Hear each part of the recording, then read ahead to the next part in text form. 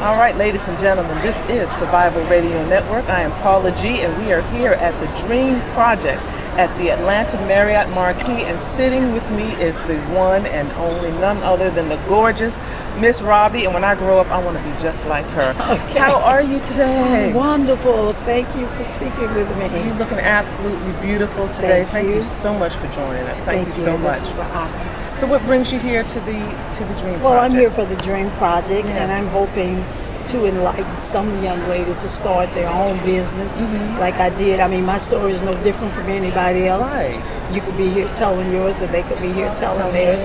So it just depends on the chances and the things we do in life.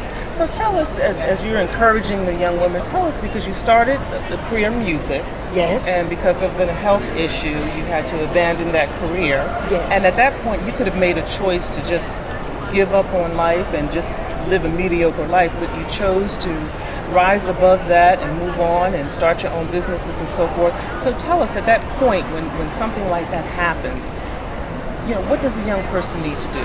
Well, me being a singer for so many years, you kind of take your career for granted. I always thought I was going to be this big, wonderful singer, you know, and then I ended up getting a job backgrounding other people.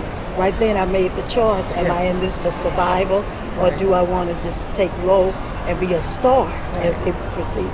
So when I developed my lung problem, that crushed my dream. And I decided that I would move back home. After going back home, it's like, well, I didn't die. Right. So what am I going to do? I got to keep living. My mom was an excellent cook. In the days that I was a singer, everything was segregated.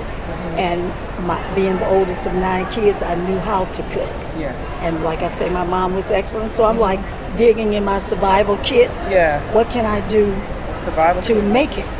I used to listen to a motivation speaker called Reverend Ike. Yes. Back in the day. I remember Reverend Ike. And Reverend Ike used to say, some of you can cook chicken better than Kentucky Fried. I remember Reverend Ike. Why ain't you rich? And that always stuck in my mind. Yes. So now I got to reach back in my kit and bring out something. So it's my mom's cooking that I thought I would try. Because soul food has been around, but that's the one thing everybody's looking for, some good soul food.